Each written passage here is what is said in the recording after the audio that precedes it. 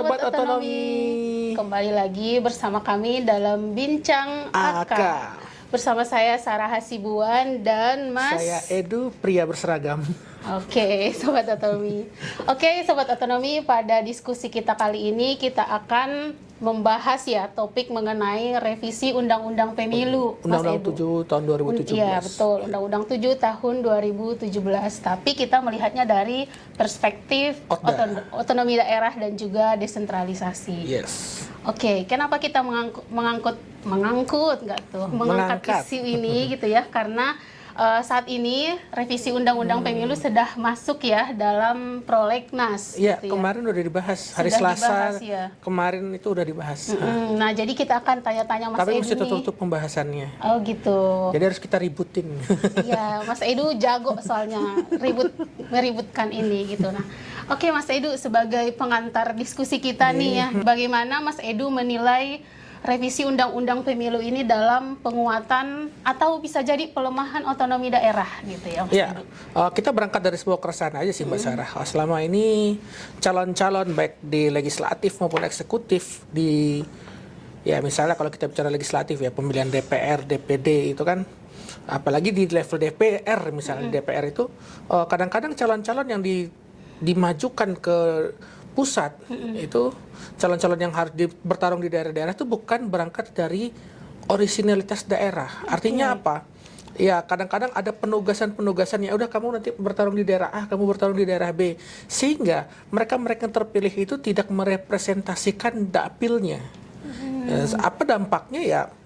Akhirnya otonominya tidak ada, mereka juga yang menjadi perwakilan itu tidak pernah kunjungan ke dapilnya.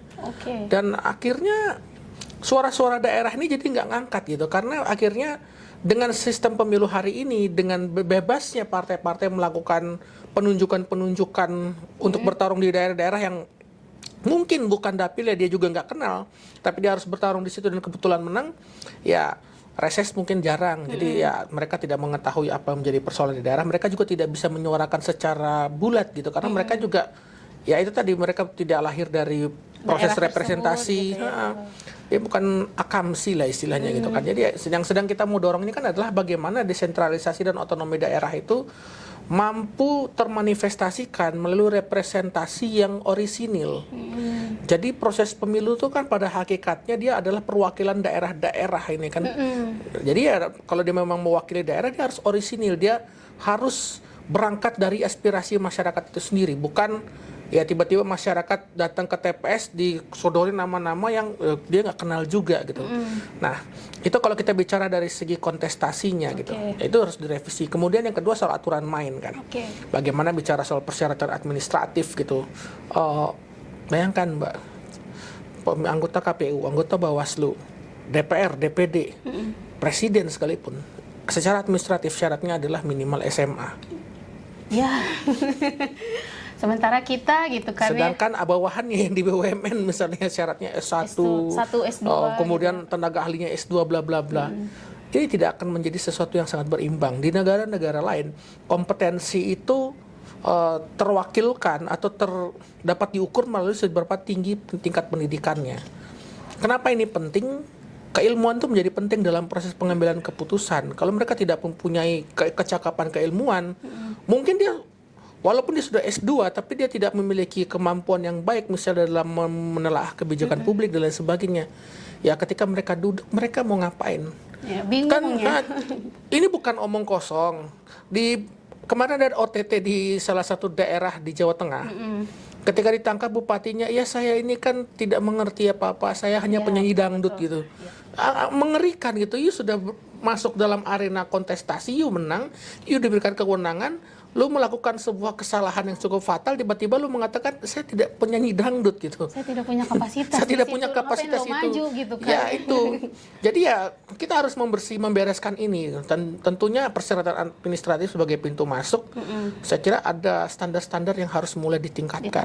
Gitu. Ya, sehingga ini bukan menjadi forum yang ya semua orang bisa masuk gitu. Tapi apakah ini berlaku untuk semua? Nanti kita akan bicara misalnya di ujung ya. Apakah syarat administratif ini berlaku secara menyeluruh atau sifatnya nanti akan kaku, Ya tentu saja harapannya tidak gitu kan. Misalnya nih ada juga daerah-daerah yang mungkin jumlah sarjananya atau misalnya kelompok-kelompok masyarakat adat, jangankan administratif pendidikan, KTP aja nggak punya misalnya gitu kan. Nah, buat afirmasi lah harus ya. ada afirmasi dalam persyaratan administrasi ini, gitu sehingga ya. masyarakat adat juga yang selama ini even dia tidak punya KTP ya, dia bisa maju juga dalam kontestasi, sehingga nanti dia punya suara juga dalam badan legislatif baik di level daerah maupun di level pusat.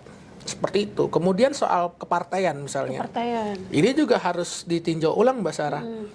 Ya di parlemen kita sekarang ada 8 partai. 8-8-nya ya kita tahu lah ya. 7 clear lah, 7 itu mendukung pemerintah. Yang satu ini kan ya tidak ada lagi oposisi, tidak ada check and balances dalam proses perumusan kebijakan kita. Dan menurut saya selain kita bicara soal threshold, yang paling terpenting itu adalah apakah kita bisa membuka kemungkinan adanya partai-partai lokal seperti di Aceh.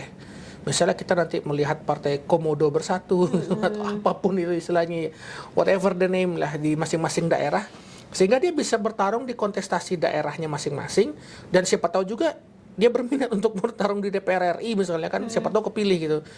Kenapa ini penting Mbak Sarah?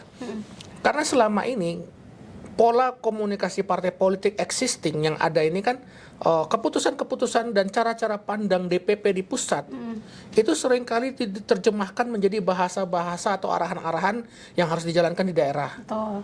Nah, sedangkan di daerah ini kan dinamikanya berbeda, sehingga cara pandang legislatif di daerahnya ya kita mengikuti arahan dari pusat dan lain sebagainya ya.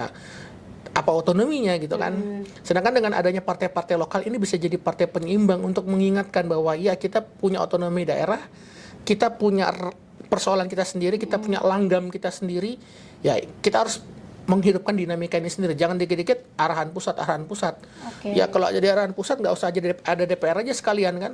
Ikut pusat aja Nah, ikut semua pusat gitu aja ya. semua. Oke, jadi bisa disimpulkan ya Mas, urgensi revisi undang-undang pemilu ini ada 3 komponen. Mungkin dari sisi aktornya gitu ya, harus mengangkat orisinil lokal gitu Iya. atau masyarakat lokal yang ada di sana. Lalu yang kedua dari sisi administrasinya, mungkin diberlakukan pendekatan administrasi, misalnya Iya. afirmasi maksud saya dari sisi pendidikan dan seterusnya gitu ya. Dan yang ketiga mungkin soal kepartaian ini gitu ya, untuk kepartaian. mengatur kembali fungsi check balances mereka gitu ya dalam sistem pemerintahan ini. Dan lagi satu soal anggaran Mbak Sarah. Oke, anggaran gimana? Selama kan di Undang-Undang Pemilu ini kan diatur bahwa ya penyelenggaraan pemilu dibiayai oleh APBN dan didukung oleh APBD. Gitu. Betul. Sedangkan ke dalam kenyataannya pelaksanaan pemilu-pemilu ini menimbulkan beban fiskal yang cukup berat bagi daerah. Hibah-hibah untuk penyelenggaraan pilkada misalnya, ataupun biaya-biaya pengamanan dan lain sebagainya, dan itu akhirnya mempengaruhi alokasi fiskal di daerah itu sendiri. Mas Apalagi Edu. daerah-daerah yang fiskalnya begitu Betul, ya. apalagi konteks fiskal daerah kan berbeda-beda gitu. Betul, Tentu ada yang akan kuat. mempengaruhi kualitas pemilu juga ketika misalnya kapasitas fiskalnya berbeda gitu ya Mas Edu. Iya, selain kualitas pemilunya, berarti kan ada yang dikorbankan. Bisa jadi pelayanan publiknya, pembangunan daerah dan lain sebagainya. Dan ketika ada yang dikorbankan, maka yang dikorbankan itu adalah hal-hal yang memiliki manfaat langsung terhadap masyarakat. Oke, Jadi kalau itu dikorbankan ya masyarakat dapat apa gitu. Makanya kita coba ngusulin udahlah semua proses demokrasi ini dibiayai APBN aja gitu. Oke, lalu Mas Edu, pertanyaan berikutnya soal putusan MK nih ya, yang 135 ya? Ya betul, 135 gitu ya, terkait pemisahan jadwal pemilu misalnya dan juga pilkada. Nah, bagaimana tanggapan Mas Edu terkait putusan MK ini? Kalau kita bicara soal pemisahan ini, ya namanya putusan MK, dia final and binding. Betul. Dia tidak bisa kita gimana lagi, dan ini harus dijalankan. Maka ketika dijalankan tentu akan ada konsekuensi. Dari segi perencanaan pembangunan daerah, akan ada kesenjangan tuh antara RPJMN dan RPJMD.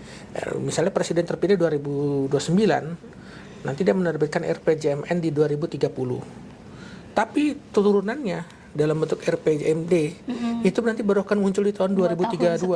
Iya, gitu ya. Karena ada 2 tahun sampai 2,5 tahun masa transisi. Belum lagi nanti kita bicara soal bagaimana nih kekosongan ini, apakah akan diisi oleh PJ kepala daerah, atau nanti akan ada perpanjangan masa jabatan kepala daerah. Atau pemilu selak gitu. Nah, atau pemilu sementara untuk mengisi. Nah, itu kan banyak teknis, tapi itu akan menghabiskan banyak anggaran. kalaupun menunjuk PJ, nah gini, pengalaman dari sejumlah lembaga kemarin, kemudian kalau kita lihat dinamika Pilpres 2024, Pilkada serentak 2024, ketika PJ-PJ ini menjalankan tugasnya gitu kan, ada temuan bahwa PJ-PJ ini terlibat juga dalam proses mobilisasi suara. Maka nanti yang menugaskan PJ ini yang diuntungkan. Betul. Ya bisa jadi misalnya presiden yang terpilih di 2029 dia akan punya modal yang advantage yang lebih gitu dibandingkan partai-partai yang mungkin akan maju dalam pilkada tapi dia bukan partai yang terafiliasi dengan pemerintah. Jadi battlefield-nya itu, lapangan pertarungan itu jadi tidak berimbang. Karena ya itu tadi si pemenang 2029 ini bisa mengerahkan orang-orangnya gitu untuk melakukan mobilisasi melalui PJ-PJ ini, dan ini terjadi di pemilu 2024 kemarin gitu. Nah, untuk mengantisipasi ya Mas, mitigasi apa yang terjadi di 2024 kemarin tidak terulang lagi mungkin di 2029 itu seperti apa Mas? Iya, kalau secara fundamental ini kan soal mindset masyarakat ya. Kenapa mobilisasi itu bisa terjadi? Karena yang membawa melakukan mobilisasi punya sumber daya khususnya dalam hal keuangan gitu kan. Ya, makanya money politics terjadi di mana-mana gitu. Kalau dikatakan bagaimana cara memitigasinya, selain kita perbaiki sistemnya, kita perbaiki juga mindset masyarakatnya. Inilah pentingnya pendidikan politik gitu. Nah, bagaimana cara melakukan pendidikan politik? Kita sih mengusulkan adanya dana alokasi khusus penguatan demokrasi lokal. Jadi dana alokasi khusus ini misalnya periode pemilu itu 5 tahun. Di 4 tahun itu dibiayai pembiayaan pendidikan politik, dan di tahun kelima mungkin untuk teknis penyelenggaraan elektoralnya gitu kan, pemilihan electionnya gitu. Jadi ya ketika kita tadi mengatakan di awal bahwa semuanya harus dibiayai oleh APBN. Nah, ini harus dalam skema DAK. Kenapa bukan dalam skema hibah?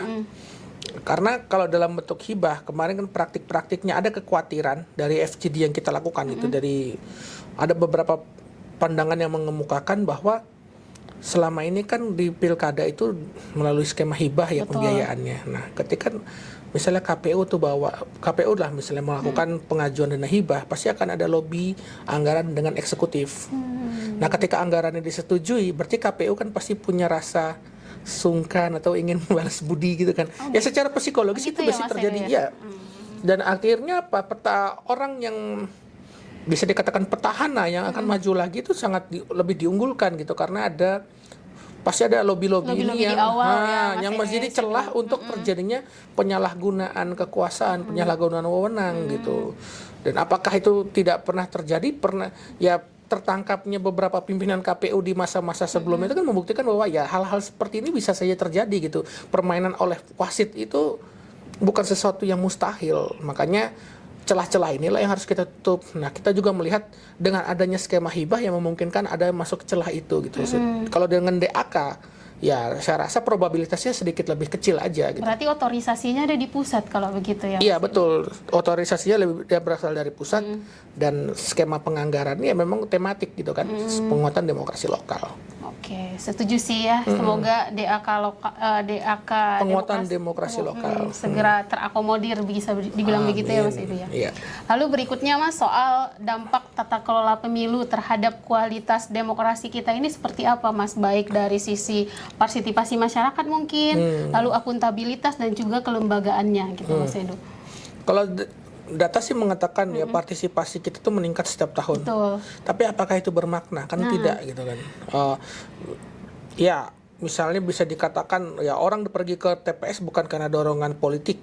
Dia tidak punya belum tentu karena kesadarannya kehendak bebasnya gitu karena kadang-kadang dia datang karena ya sudah diamplopin, ada money politics yang bermain di situ, sehingga ya partisipasi ini tidak bisa menjadi angka yang absolut untuk melihat kualitas demokrasi itu sendiri gitu ya. Tapi ya dia harus diimbangi dengan akuntabilitas dan dari sisi kelembagaan ya. Misalnya dari segi akuntabilitas, apakah pilihan-pilihan itu bisa dipertanggungjawabkan, apakah hasilnya ini pure melalui prosesnya ya, atau jangan-jangan ada semacam gerakan-gerakan terselubung yang akhirnya menciptakan manipulasi atau cipta kondisi. Kalau kita melihat data yang ada lembaga global gitu ya, yang memang fokus studinya tuh melihat kualitas penyelenggaraan demokrasi gitu ya. Ya. Ya, nilai demokrasi kita tuh menurun di 2024 gitu. Artinya apa? Iya, secara saintifik itu bisa, dan dengan indikator-indikator yang ada itu menunjukkan bahwa ya ada masalah dalam penyelenggaraan pemilu kita gitu. Jadi ya secara akuntabilitas itu lemah gitu. Artinya dari sisi partisipasi mungkin mengalami peningkatan gitu, tapi dari sisi kualitas tidak turun gitu. Itu tentu menjadi PR juga tuh gitu Betul, ya. Mbak. Kenapa bisa partisipasi meningkat tapi kualitas menurun? Gitu? Nah, itu. Apakah karena ada dorongan-dorongan? Iya, karena tidak ada kehendak bebas ini tidak murni gitu. Iya, betul. Oke, kalau dari sisi kelembagaannya seperti apa, Mas? Oh ya, kalau dari kelembagaan kita bicara soal wasit-wasit ini ya, KPU, Bawaslu dan sebagainya. Kan salah satu putusan MK itu kan kalau nggak salah juga mendorong lahirnya Badan Adjudikasi Pemilu itu. Jadi ya semua sengketa jangan ke MK lah. Apalagi kan kadang-kadang di daerah, misalnya calon-calon di daerah, kalau mau bersengketa di MK capek juga mereka ke Jakarta lagi. Dengan adanya Badilo ini kan harapannya sengketa itu bisa diselesaikan cukup di daerah saja. Oh, jadi nanti ada kayak kantor cabang Badilo itu di jadi setiap daerah gitu ya. Karena kalau semua digeser ke MK, sangat rumit. Kita bisa membayangkan lah bagaimana hektiknya betul. hakim MK, dan bukan hanya MK saja, tapi kan staf-stafnya juga dan lain sebagainya. Dan ini menjadi proses bisnis yang sangat menimbulkan beban gitu loh secara kinerja gitu. Nah, mungkin dia udah kalah terus ke MK. Nah, iya. Berapa kos jadi ini lagi jadi harus kerumitan. Gitu. Kemudian yang kedua, kita sih mendorong ya ada sih pandangan ekstremis ya, bubarkan aja Bawaslu itu misalnya kan gitu. Kenapa? Karena lebih baik ya penanganan sengketa kepemiluan itu ya harus kita cek lagi itu apakah Bawaslu selama ini mampu menjalankan perannya dengan maksimal. Rasanya tidak gitu kan. Kemudian ada pandangan juga bahwa sentra gakumdu, penegakan hukum terpadu, itu baiknya dibubarin aja. Jadi kalau ada kenapa sentra gakumdu ini dibubarkan? Kalau tadi di awal saya mengatakan hibah itu selain untuk operasional pemilu, ada juga untuk operasional keamanan. Nah, ini sentra gakumdu itu di sini nih. Iya, terlalu banyak pembiayaan. Ini menjadi beban gitu, bagi secara fiskal. Maka ya ketika terjadi pelanggaran ya udah serahkan aja ke kepolisian untuk ditangani. Kalau dia pidana ya KUHP, kalau dia urusannya perdata ya KUHAP gitu kan, ya seperti itu. Berarti si sentra gakumdu itu di bawah kepolisian, bisa dibilang seperti itu ya, atau bagaimana? Ya itu sebenarnya lebih ke kayak Pokja gitu.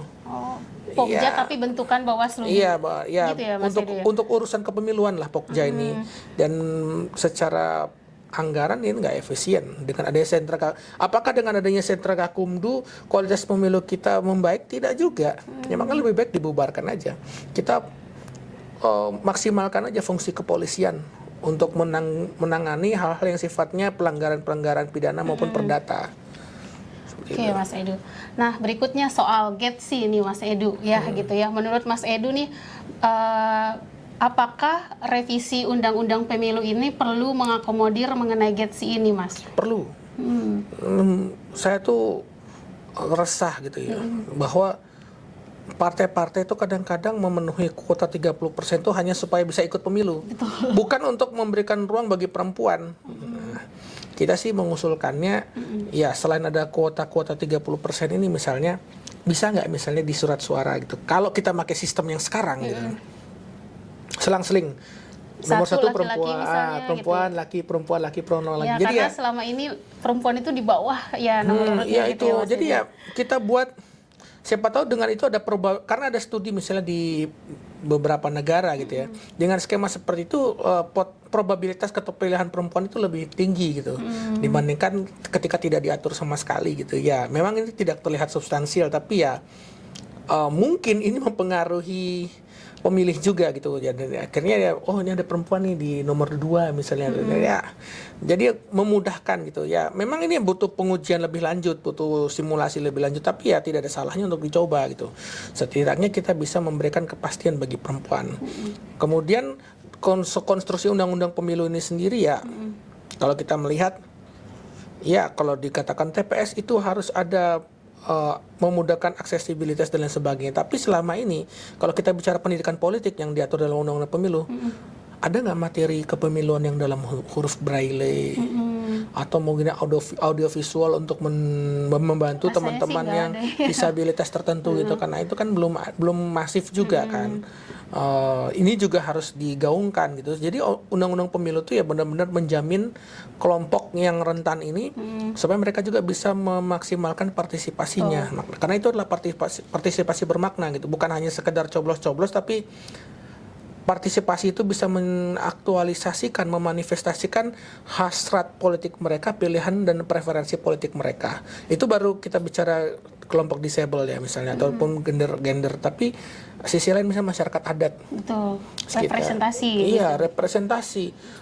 Selama ini kita tidak pernah mendengar ada masyarakat adat yang benar-benar bisa dikatakan maju ke dalam pemilu dan lain sebagainya, dan benar-benar memiliki suara dalam kebijakan publik. Ya yang sering kita lihat adalah ya orang-orang yang memang sudah bergabung di partai, dan kebetulan memang ya tidak semuanya juga mencerminkan representasi masyarakat adat. Kita sih mendorongnya gitu. Misalnya kelompok adat itu punya fraksi misalnya. Kalau dulu di zaman-zaman Orde Baru itu kan ada namanya utusan ABRI gitu. Okay. Nah ini bisa nggak gitu, utusan masyarakat adat gitu. ABC, Iya. gitu ya, Jadi mereka juga secara ini terkunci gitu. Jadi mereka tidak harus ikut threshold, tapi mereka dipastikan akan ada gitu. Bagaimana mekanisme pemilihannya? Ya dikembalikan ke kelompok adat masing-masing sesuai dengan tata laksana keadatannya mereka gitu. Ya kita harus memberikan ruang ini. Misalnya kayak di New Zealand gitu kan, ada tuh biasanya kalau di parlemen ada kelompok dari tarian Hakka gitu kan, dari warga suku-suku Maori, suku warga asli endem di New Zealand sana kan. Nah ya itu kan jadi kelompok dari suku Maori ini punya representasi politik gitu, dan mereka tidak hanya sekedar representasi tapi ada partisipasi bermakna. Mereka bisa ikut juga berdebat di situ dan lain sebagainya. Ya kita menginginkan parlemen yang ribut, bukan parlemen yang kayak manut gitu. Paduan suara gitu, kayak anggota kor ketika kita nyanyi, kalau tangannya turun suaranya rendah. Nah, kita kan sedang mengharapkan demokrasi yang bermakna, bukan kalau cuma naik turun, tangan naik suara naik, tangan turun suara turun. Ya di gereja juga banyak kayak gitu. Ya setuju sih Mas Edu gitu, bahwa kalau kita bicara Getsi soal keterwakilan, partisipasi perempuan ini perlu diperhatikan. Lalu yang kedua mengenai representasi tadi ya gitu, dan aksesibilitas gitu ya bagi misalnya kelompok-kelompok yang membutuhkan gitu. Excellent. Ya. Betul. Nah terakhir Mas Edu, rekomendasi nih ya gitu ya untuk penguatan pemilu yang berkualitas gitu, khususnya dalam konteks daerah gitu. Ya, tadi kan kita udah banyak juga sebenarnya udah menyampaikan saran-saran apa yang harus diubah gitu. Tapi ya terakhir ya, jadi di kelompok masyarakat sipil itu sekarang ada koalisi yang sedang menyusun rancangan undang-undang pemilu versi masyarakat sipil tuh. Saran saya pengambil kebijakan baca deh. Coba dibaca itu kan, sehingga itu karena itu dari proses akademik gitu kan ya. Ya kita juga KPPOD juga kan juga membuat kajian yang sama juga. Jadi ya kajian-kajian yang ada ini nanti ya dibaca. Itu harapan saya gitu. Jadikan masukan. Jadikan masukan. Nggak bisa tuh tiba-tiba misalnya nanti muncul pejabat lagi yang ngomongkan ya kita nggak bisa, ini pemilu ini tidak ada dalam buku gitu. Nggak bisa seperti itu ya. Ya segala sesuatu harus berangkat dari bacaan. Karena kita bicara soal evidence based policy, dan saya yakin studi KPPOD, kemudian studi teman-teman koalisi masyarakat sipil itu ya mereka berangkat dari evidence based, bukan omon-omon. Jadi ya apapun yang terjadi, ilmu lapangan itu penting, dan itulah evidence based policy yang dikristalisasikan dalam kajian. Maka saran saya untuk pengambil kebijakan, baca, itu pertama. Yang kedua, forum-forum pembahasan rencana undang-undang pemilu itu harus dibuka. Jangan tertutup. Hari Selasa, hari ini kita hari Rabu ya, tanggal berapa sih hari ini? Tanggal 15. 12 ya. 15. Berarti di tanggal 14 kemarin itu jam 3-an sore itu udah ada tuh rapat pertama tuh pembahasan RUU Pemilu, dilaksanakan secara tertutup. Kenapa bisa tertutup Mas Edu? Apakah mungkin koordinasi di internal mereka dulu apa bagaimana? Ya, DPR kan selalu begitu ya. Yang kita harapannya kan ya meaningful participation dari masyarakat sipilnya harus ada ya. Harapannya ruang itu dibuka selebar-lebarnya dan ada proses dialektika antara akademisi, masyarakat sipil dan juga pengambil kebijakan. Jangan sampai nanti tiba-tiba udah di ujung, tiba-tiba udah keluar aja rancangannya. Entah naskah akademiknya mana? Ya pokoknya ada gitu. Nggak bisa begitu gitu kan. Oke, siap. Ya itu dari saya Mbak Sarah. Oke, terima kasih banyak Mas Edu atas insight-nya Oke. pada sore hari ini. Siap. Saya tidak akan menyimpulkan ya teman-teman ya, karena Mas Edu tadi sudah panjang lebar Dan nggak perlu menjelaskan. disimpulkan, karena dari awal sampai akhir itu kesimpulan semua.